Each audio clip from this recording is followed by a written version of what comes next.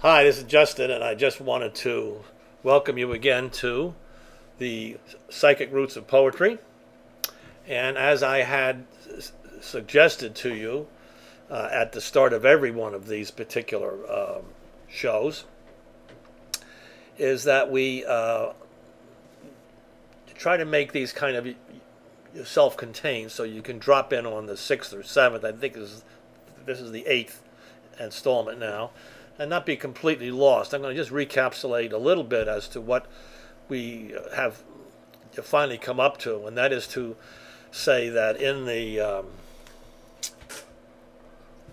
book Alice Hickey, which I'm about to publish, that's a record of a journey that I took with Alice Hickey and some other psychics in terms of a journey. It was a physical journey too, to various parts of the world, Mexico and Panama, and then of course there was Los Angeles, which is a different part of the world, isn't it? And then here in Florida and the Keys, trying to untangle a series of psychic events that had overwhelmed me in the years 2000, 2001, right when they crossed over. And what happened is I was eventually able to figure out, thanks to the help of Alice, is that what had happened is when I had kind of stepped through the looking glass into the world of spontaneous oral poetry, which is the poetry that was done by our pre-literate ancestors, I had found a way to do it, or a contemporary version of it, basically. And after many years of trying, and I just stepped through the glass and it happened, and I just knew that I had gone back to the roots of poetry. It just taught me, it made clear to me at the stage as to what poetry really was, and you could get rid of the various disguises and the various dresses that it had put on over the centuries, What happened, though, as a result, is that, as was explained to me, is that when something like that happens, and it was a psychic event when that happened, it just happened, and this kind of light came out, and everything just started to pour out of me and my partner, Siddle at the time. We were doing a recording, and it just occurred to us. We've been trying and trying, then it just happened, and we knew we were at, I would say, the very primal essence of your poetry. But that particular step through the looking glass really unleashed a whole series of psychic events that came back into this world at me. One of which was a long mythic poem called The Witness's Log, which is, there's an animated version of it going on in back of me here. You can see it. It's not important that you understand it at this stage. Let me just say that I was completely puzzled by it. I couldn't figure out what the heck this was all about. But in fact, through the help of Alice Hickey and then through some of my own readings into the world of Robert Graves and into Julian Jaynes, into pre-literate poetry, is that I saw that it was a description of pre-literate consciousness. Not in the form of a scientific diagram, but it was in the form of a poem in which 4 players were put at work. The 4 kind of thematic players that were present in your pre-literate consciousness, which was different from ours in the sense that we heard voices. When we had to do something that was unique or new, we were guided by voices. This is a huge discovery by Jaynes.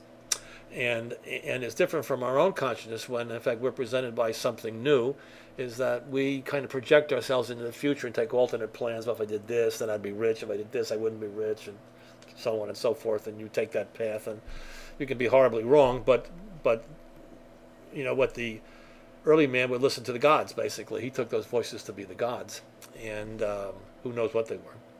But in fact, what Jaynes says, they came out of the right side of our brain, which had linguistic capabilities at that time, which have since atrophied, and they were compelling.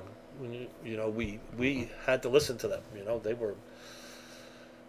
They were voices that just hit us as true, beyond truth. They came from some other higher authority, is how we understood them. We stood underneath them, is where that word came from. To understand is to stand beneath somebody, to accept what they're saying. And what the poem had was it had those four characters in play, and it was a simple pre-literate description. And the thing that made the poem so puzzling, it was told as though the teller of the poem were not me, because I never really saw the poem as my own. I know it came out of me, but I didn't understand parts of it. But it came out of a pre-literate consciousness. There was no explaining anything. It was just an imitation, a pure imitation of those four characters in play. So it was much different than our explaining consciousness, which would have gone back to the axioms, and this would lead to this and that to that. That's how we'd explain things. That's how Darwin would explain it. But that was not how it worked, basically, when we were in a pre-literate stage. So what that has for us then is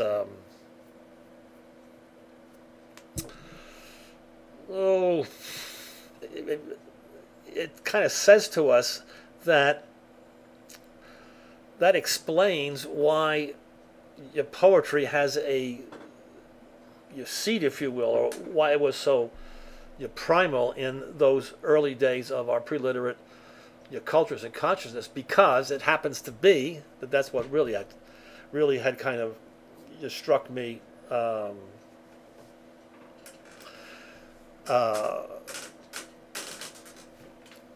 was that those four players, or those four elements, were essentially the four elements that enter our consciousness, that begin to blend with it when a poem comes to us.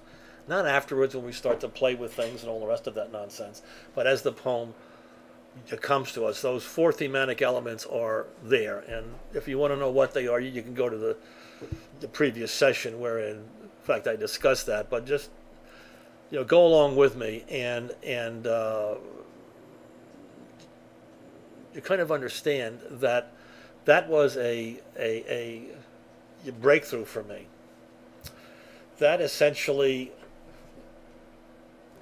led me to see is that they were exactly the same. That was wow. I said, so that's why your poetry was the only art. It was a much different art than the art we have today, which is a written, solitary art. It was a communal, musical, performed art. So it was extremely vibrant. That became essentially the mother of all the arts we have today in our illiterate culture. But it kind of began to open some doors for me for some things that Graves had said. We've been speaking about Robert Graves, and in his look at your pre-literate cultures. Let me see if I can bring a picture of him again up.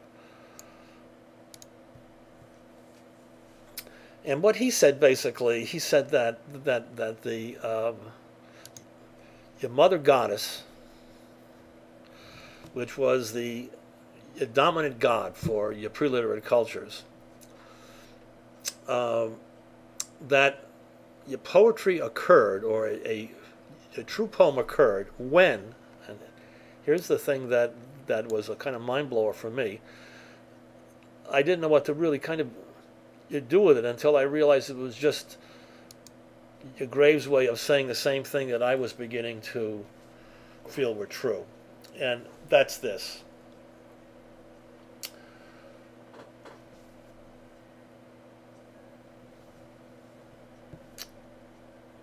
Graves felt that a true poem occurred, what he calls poems of the moon, when one of the 13 themes that existed, that's how he knows this. In fact, we don't know. There's a lot of his thinking was intuitive thinking. He called it analeptic thinking. What really was, he heard somebody say something inside his head, but he had to be a little clever about it. I don't know why. And then he had immense scholarship too. So in fact, whatever fragments of those pre-literate poems kind of drifted onto the shores of literacy and survived up into Graves' time, where we began to take a look at them in Majorca, is that he saw very clearly that when you hit one of these themes, consciously or unconsciously, is that the hair would go up the back of your neck, that you get a true poem. And And that began to light all kinds of things inside me. I said, and then then he said something else. He goes that the muse and the mother goddess are one and the same. And like all things that Graves says in this book, The White Goddess, he never explains it. I mean, how he got it published is beyond me. He was a pretty good novelist, and he was a pretty good poet. I never really, his poetry really didn't move me. There were too many poems of the sun, that were kind of thought out. But that was part of his kind of classical upbringing, I guess. But I think he was right on the head in terms of the poems of the moon. And here's what he has to say about that. I'm going to read him. I'm going to take some things out of Alice.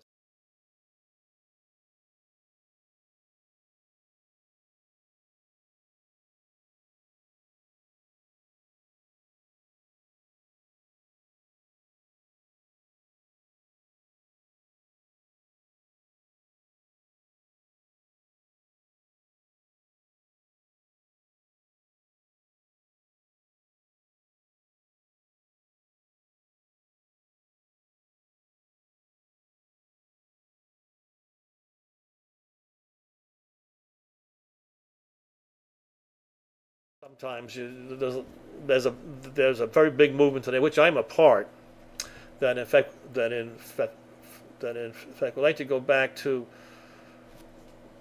bend things back to and embrace some of the qualities of consciousness that were present with the mother goddess, but not all of them. And I think that we have to be a little careful about that. You read a lot of mother goddess stuff, and you go, and there's always the goddesses here and the goddesses. They're usually middle-aged women or ones approaching advanced age suddenly become goddesses. And I think that's an intuitive insight into their nature.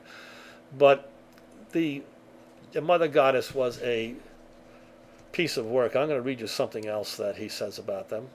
And I think he's right on the tack, because we know that those cultures, well, they can be extremely beautiful, much like the Japanese culture. I was just reading a little piece of Mishima, the Japanese novelist, the other day, and he talks about the sword and the chrysanthemum, that we'll never really understand the Japanese culture with its love of extreme beauty and its love of extreme violence, the sword and the chrysanthemum, because we don't really understand the Japanese. And in the same way,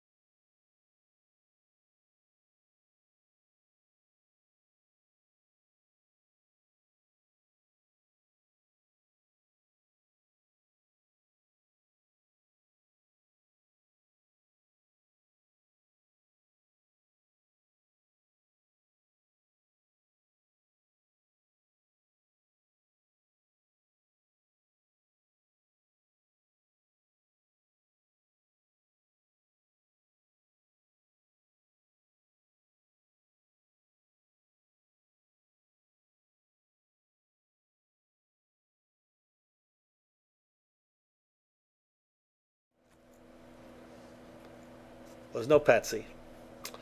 Mother Goddess had immense power, as much power, if we go here, as the male gods that would soon come out about the time a little prior to the emergence of the act of writing, in which also our consciousness changed to one in which we could foresee the future. We didn't hear voices anymore, but we could recreate the future in our minds and create scenarios and act them out, imagine them out.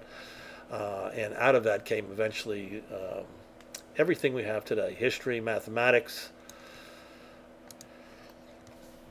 philosophy, all of the art forms we have today. Prior to that, they were all embodied basically in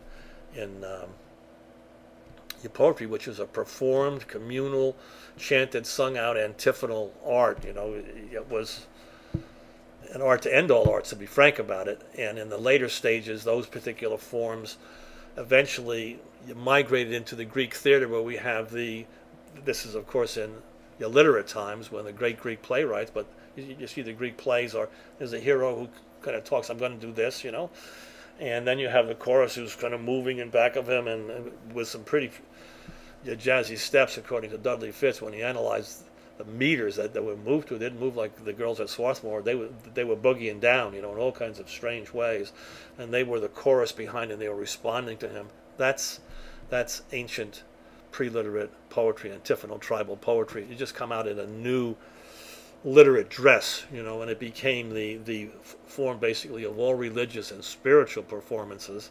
You see it in the Catholic Church, speaker, responder to music. They don't move as well as they did in tribal days, or as the Greek ladies did in the chorus, but you kind of get the idea that it's an intuitively a form that was so strongly ingrained in them that they became into a literate culture.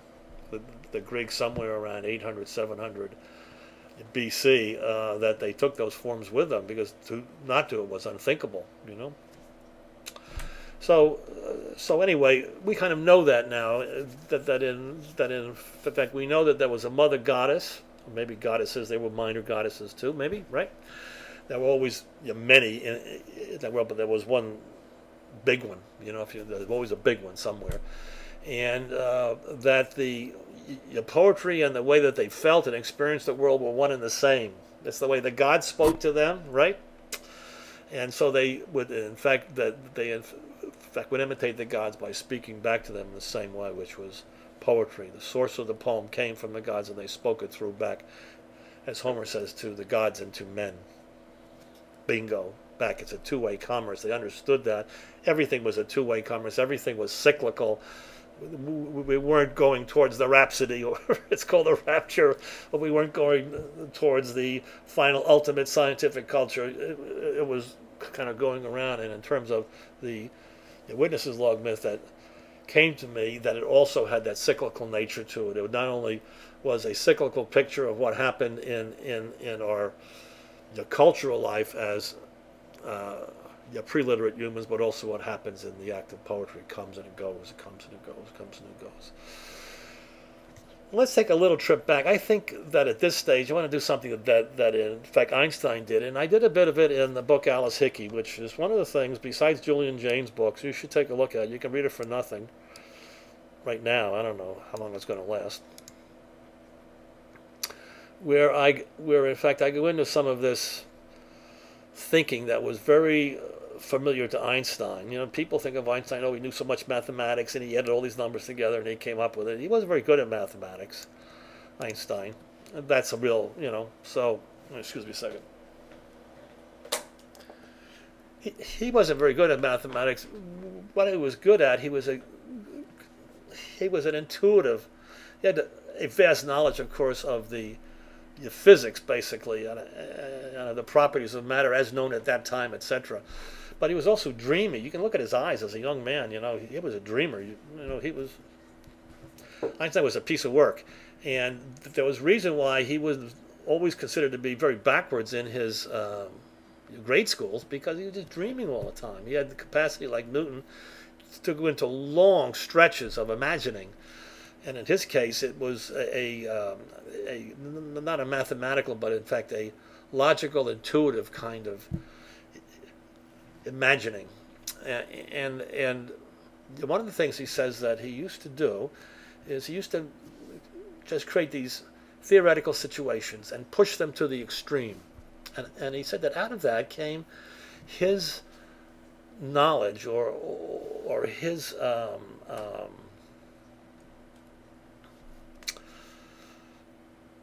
first insights into the theories of relativity. And one of the things he did is he would imagine there was a beam of light. There's only just two things in the world. There's Einstein and there's a broomstick. You know, he had a sense of humor.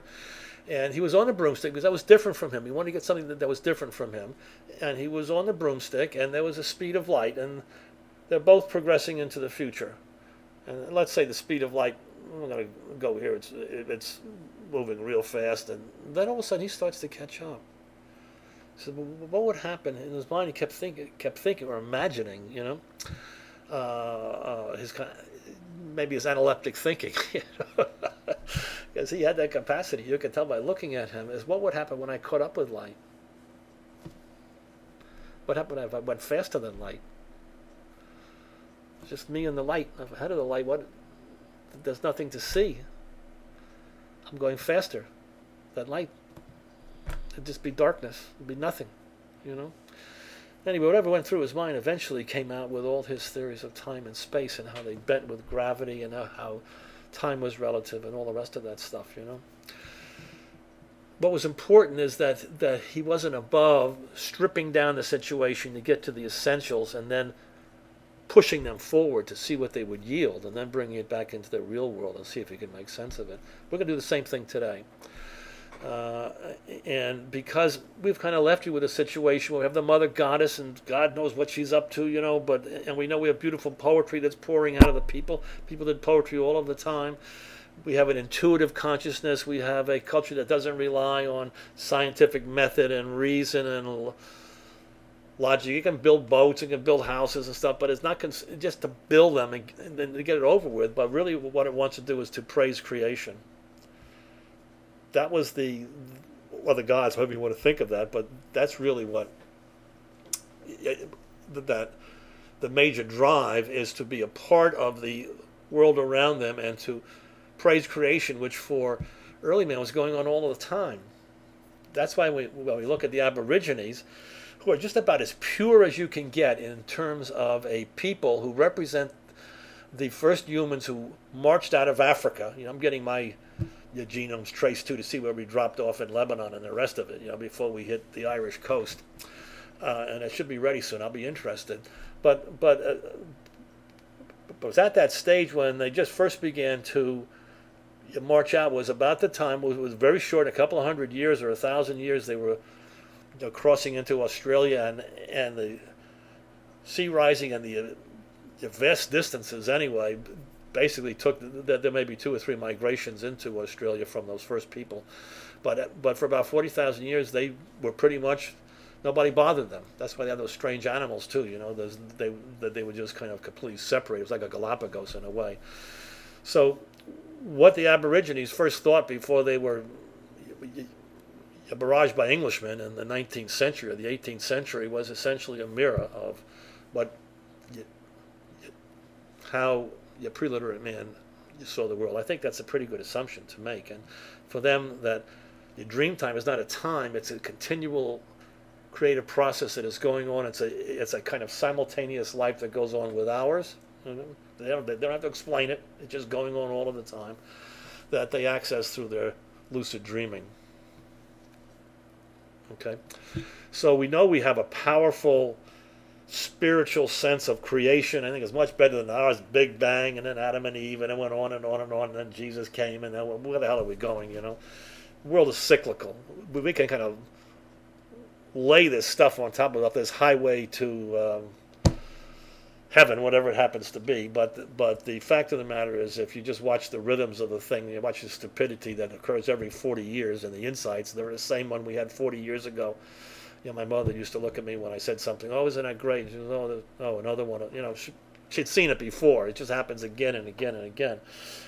And that's what's really happening in our life. We like to think it's on a road to heaven or some scientific nirvana or whatever it happens to be. But I kind of side with the people who think of things as a cyclical operation, and where that in fact creation is continually. We are in fact creating the world now.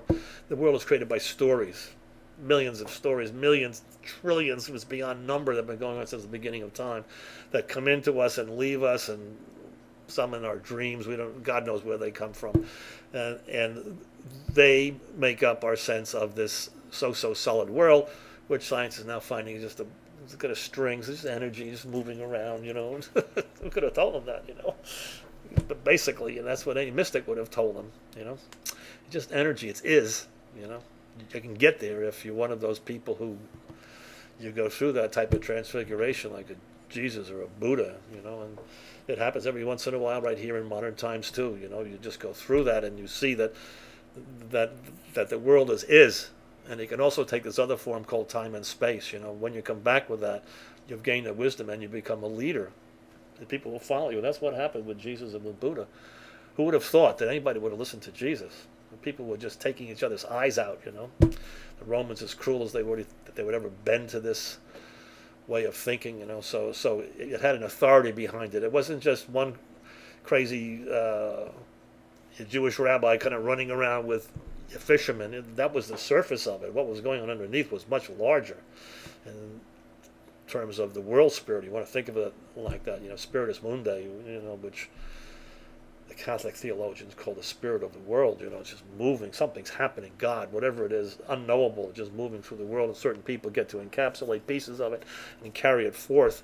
And then some more, and some more, and it keeps rolling over and over. We're going to go back to that time where it didn't really change. We didn't really get fooled by that nonsense, and we saw that these things would occur over and over and over and over, just like the seasons, planting, death, that like that. And there was a mother goddess, you know, sat in the middle of it. And we have to ask ourselves, well, why the mother goddess? What the hell happened that we didn't get in charge? The guys want to be in charge. So, you know, bossing around, you see the monkeys are banging everybody on the head. They want to be in charge, you know. So what happened that, in fact, they didn't get in charge this time? And from the very earliest stages, that in fact, they didn't get in charge. And I think if we take a little trip back to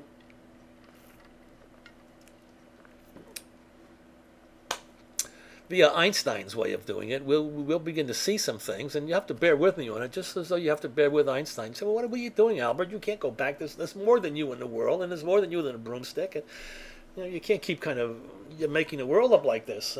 But he said, yeah, well, I can, you know, and if you don't like it, then you don't have to go with me. But when I come back, I'm going to bring something back that is going to surprise you. Maybe not immediately, but there's ways of kind of looking at the world that I gained from this. And I'm going to go back and I'm going to say we're at a point in time, who knows when it was. We got all the little Lucy's walking around, they're kind of goat-footed, you know, and we got little bones up here and that. Oh, there's our first human. And nobody knows what they were, because nobody knows what was here. We became human when we became storytellers. Otherwise, we're just little smart primates. And we must have been very smart, too. I think a lot smarter than the chimpanzees.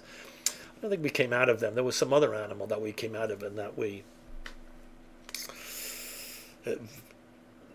that in fact we became eventually, you know. But let's say that we were 4 times as smart as the chimpanzees, and 4 times as much memory and emotion and and logic. We had the ability to figure things out, just like squirrels do today or chimpanzees do today, you know. But let's say we were much kind of smarter than that, and there's only 2 of us. There's a male smart animal and there's a female smart animal. That gets it real simple, right? And these, for some reason, by the accidents of fate, or whatever we want to call it, at some 100,000 or 200,000 or 300,000 or 400,000 years ago, whenever it was, joined together, and they did the 2-backed beast, and out of it came a little animal.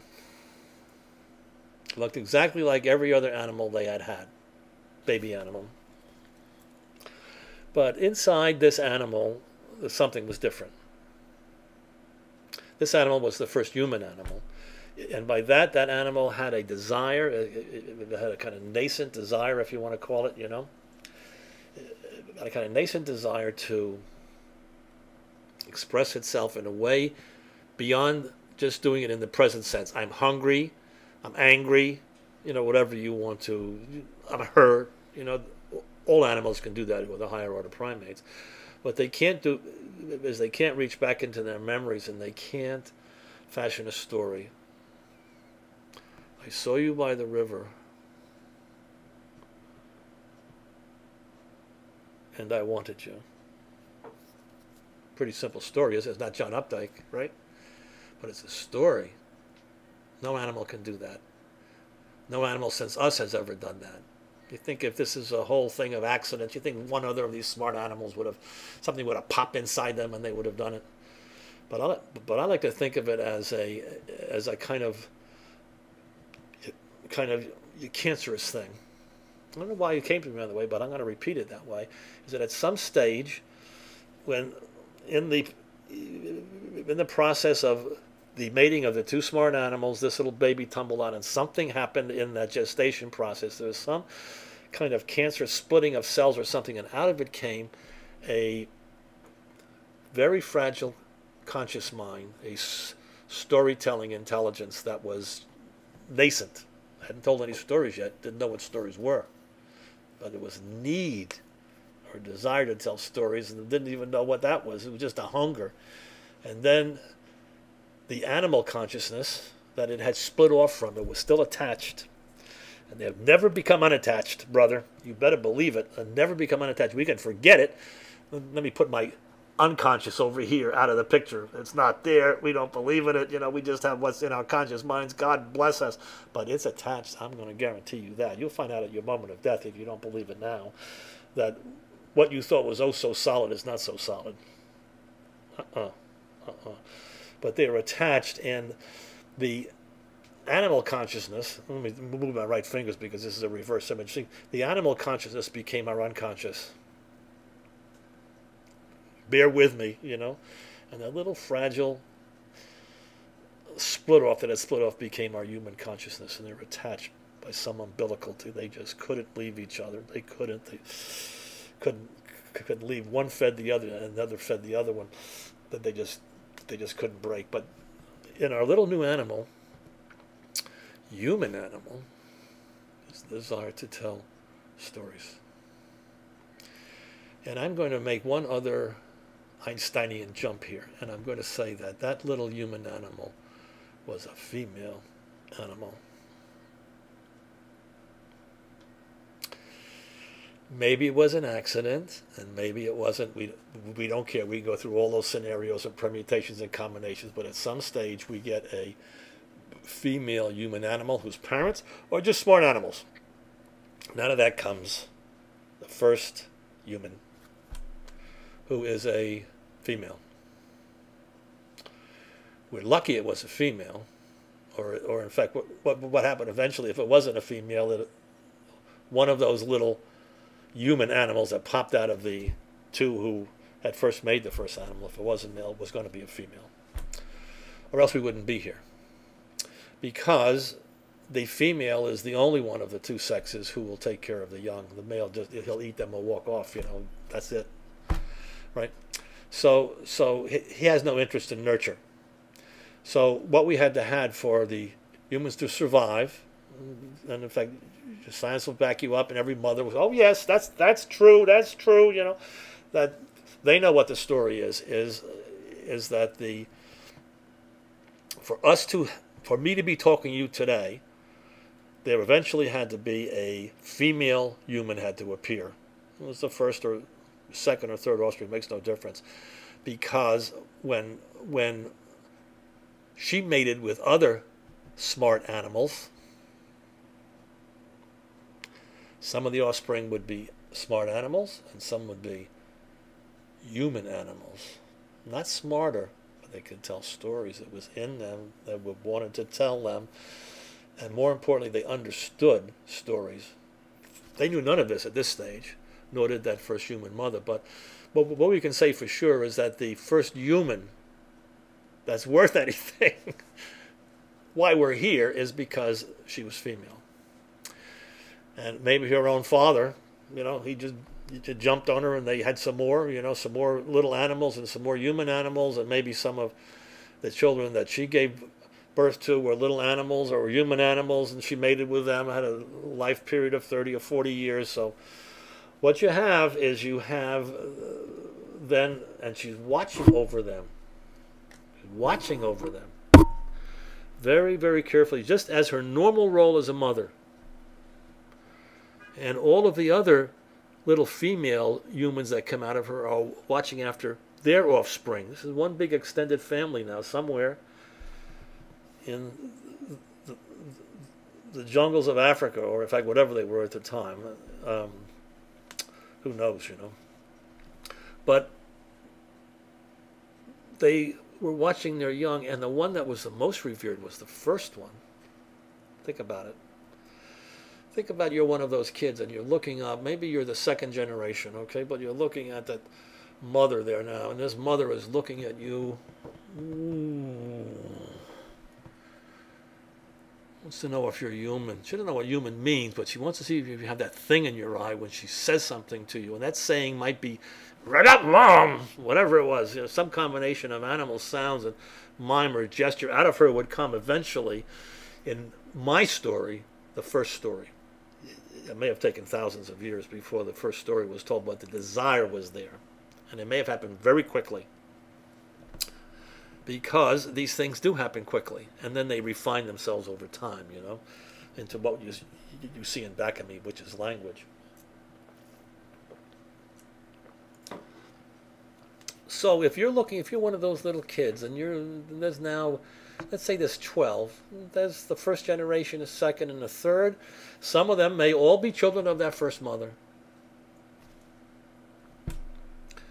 She's a little more savvy than the other ones, She's looking for some like her. It's her natural. She'll take care of the others, and that's why there's always been in all pre-literate peoples, there's always for animals and humans, they're very close. It's not just an idea like the green movement that we have, They believed it because they were coexistent, They were, think of it in my world, my little theoretical world, they were just coexistent, But she spent some special time with the humans, and at some stage when that desire to tell a story, to fashion a new world, the only ones who reacted were the humans. The others were like, what? What? Like if you tell a story to a chimpanzee, no matter how bright they are, or that gorilla up in Atlanta, or all of the dolphins, sorry, they don't get it. They don't get it. If you yell at them, they'll get it. That's an expression of the present. But they don't get stories. They just don't get stories. They've never told stories. No animal has. You would think, hey, with evolution being like it is, and accidents happening all the time, is why we're here with a result of 1 million accidents. That accident would happen again, and some little animal would start to tell stories, and would tell right away. A story doesn't have to be in language. It can be in the things that they build. What if a bee started to build not the same beehive all the time, and a beehive looked like a cathedral? And then like a Parthenon, what I mean? It doesn't have to be like, but they're just different. They're different. They're not instinctual, It's refashioning the world. That's what makes us godlike, because we create new worlds. Maybe a lot smaller than the real world, but it's a world. And so we would look at that mother as the teller of stories and what was true. She knew what was true, and what was true is to be human is better than not to be human. It may be equals, but to be better. She would look, she'd be looking at you all the time. And maybe if you weren't human, she'd kind of do her best, but if things were pushed, she'd let you go. She has those that are closest to her she wants to take care of, And she would protect you. Okay? So you have, in fact, you have what Graves says, you have in my little scenario, we're looking back at this little world of 2 or 3 generations coming out of 2 smart animals, whatever they were. You have that first human mother who was going to keep an eye out for all of her, especially human progeny, and out of that would come some others, progeny, I'm sorry, out of that would come all of her others. So keep an eye on them, okay? And all the other mothers would look up to her, like, what do we do next? And that happens instinctively in all cultures, And whether it's animal or what, that they would always look back. And so she would be the one who had given birth to them, who would tell them stories, what is correct, what is true. And if had to make some hard decisions, she would decide who was to die and who was to live. You didn't want to mess with the first mother. And she would mate. Time came to mate. That was it, So what you're looking at is something that's much more powerful than the male gods. Let me throw up a male god here with his pudding between his legs. You see him up there? That's Hercules. This one, this is hell on wheels. Here's another picture of one. Mother goddesses, These are the goddesses of birth, of death, of procreation, of desire. This is watch yourself, But but it's also the mother of great intuition and great inspiration. In the artistic sense, in terms of our imitative minds, which is what this guy enjoyed. In his tribal poetry, which he threw up to you praise the gods, without anybody telling him how to do it, just came out of him. So I think we can pretty much say now, in my little scenario, kind of blends with Graves. Graves had his own way. There's an interesting little portrait of him by Alice Hickey, and Carl Jung, by the way. You may want to catch it in this book because Alice was almost 80 when I met her. Had kind of known them both in their very early stages. She traveled throughout Europe and Asia. Her husband helped her to understand who she was, not just a weird girl on the corner, because she was a piece of work, Alice.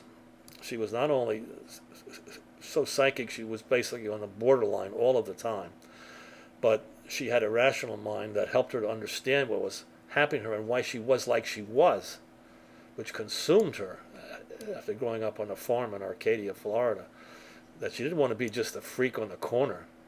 She didn't believe she was just a freak on the corner, you know? So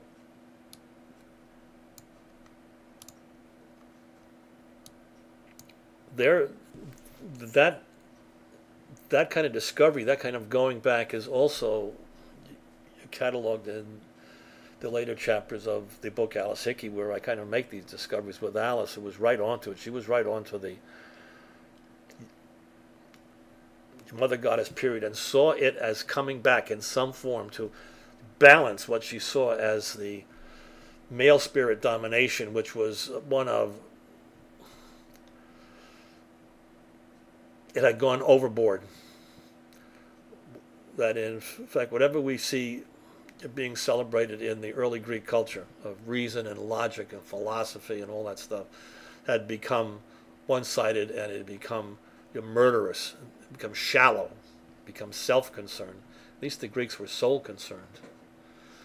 You know, in that kind of glorious period where everything exploded for them, and they had done all the thinking for the world for a long time, really. You know, except for the Hebrews, and except for people like Buddha in terms of the Asiatics, who had a different kind of slanted thing. But in terms of the hard thinking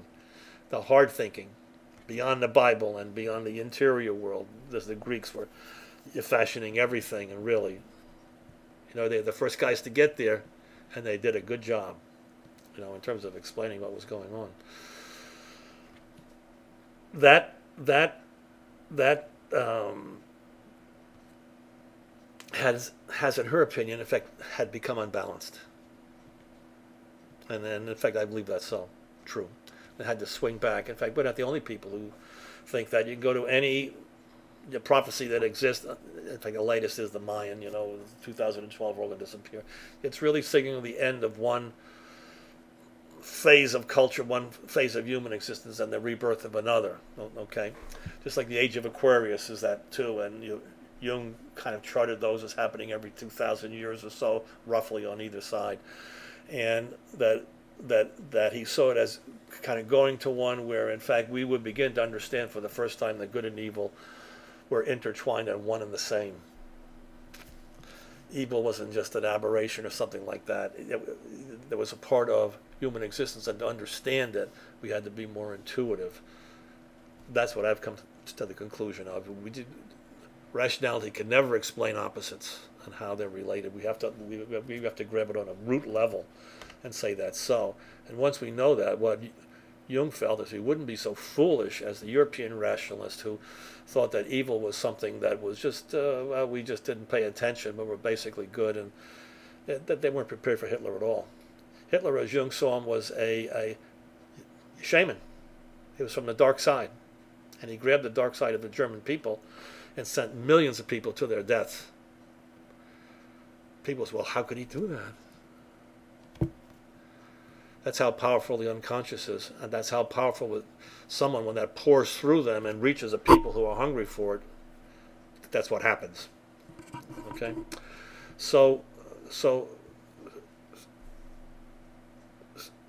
what's happening is that if you see, as I began to see then, is that how powerful that the Mother Goddess was and how she could easily be the muse, the first teller of stories, and the appreciator of stories when you gave them back. Remember that one, baby. That's the one that counts. You know, poets talk about the perfect listener, and they know if they do it correctly, if they render the poem correctly, that the listener will understand. Will always understand, but better understand. It's a feeling of satisfaction. You've rendered it back to the gods correctly. It's so ancient and so ingrained in our nature for poets that if you ever forget that, you've just lost your path, you know. The muse brings it, and some aspect of the muse, maybe a little different, is that listener who is waiting to see if you've rendered the whispers of the muse correctly, and who understands perfectly, and who also understands when you don't do it perfectly. And you'll feel it too. So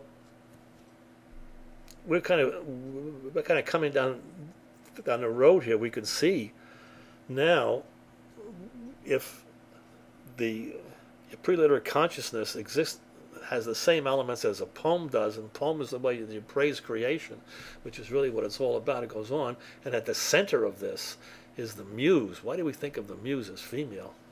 Why do we have to do that? It's been going on for thousands of years. Because she was female. She was the mother. She was both the giver and the judge, if it was a good poem. That aspect of her that we call the perfect listener. So we're getting back now to the real kind of Galapagos of poetry, and we're seeing as the framework is set up, so that what we call the poetic inspiration today, and how it comes to us, and the form it comes to us, and how it comes to us, we haven't quite answered those questions yet. But we have the kind of framework as to why the muse is female, and we have some understanding from Graves as to why some poems just lift us into a whole different world they call the poems of the moon, because our wiring is set up to please or to praise the Mother Goddess. I should say, back to Graves, because that number 13, that was a beautiful number, but it just covers all the bases basically. There's nothing much left that in terms of the acts of love and deceit and death and birth at those 13 occasions, which he's always very careful not to really spell out why if you hit on one of them, that in fact you would get a true poem, either accidentally or on purpose, as he says.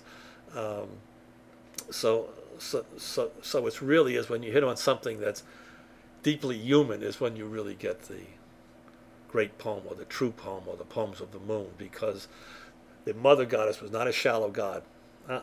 You're talking about every aspect of woman that we love, that we fear, that fascinate us, that we celebrate. It was all there 10,000 times magnified in that first mother, and that eventually through the channels of memory as we progressed into our current at 40 or 30,000 years eventually BC eventually became the Mother Goddess, and in fact eventually became the muse. It all was one, and it survived as the muse when we switched to the male gods. Surprise, you know. Anyway, that's it for now, and I'm going to just sign off with a little bit of, let's see if we can give you a little something here that's a little different rather than just signing off with, let's see, let me give you a little dream story here that would be interesting to sign off with.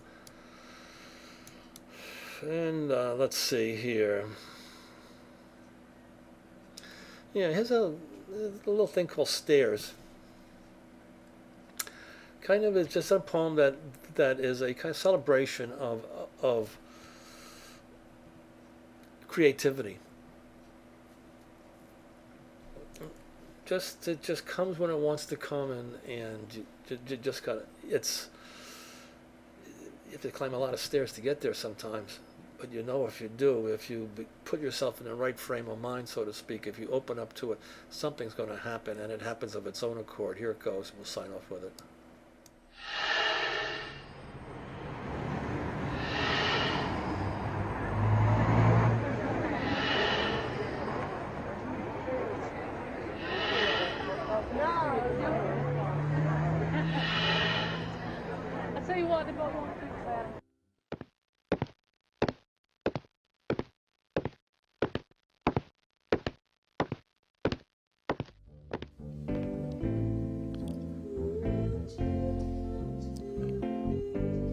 These are the stairs to nowhere. No one knows how you get here.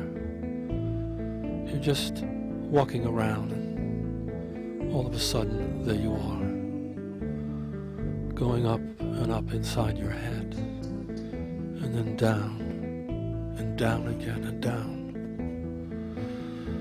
You love being here. Look at it. Everything is so beautiful. It never stops. You just keep going until the doors appear. No one knows where the doors go or how to open them. They just do, and then you're there. It's a large hall that goes on, and then it turns into light. You can't quite keep your eyes on the light. It's different from you, but somehow you think that it's you as well.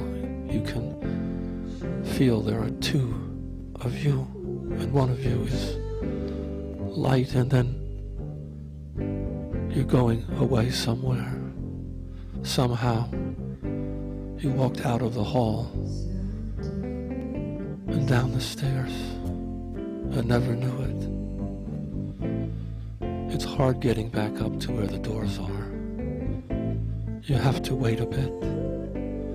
Just take your time going up and down and around inside your mind. Why not? What else do you have to do that's important? Nothing. Just up and down the stairs, waiting for the light and the hall and the door and the room that will take you everywhere and nowhere, which is where you want to go.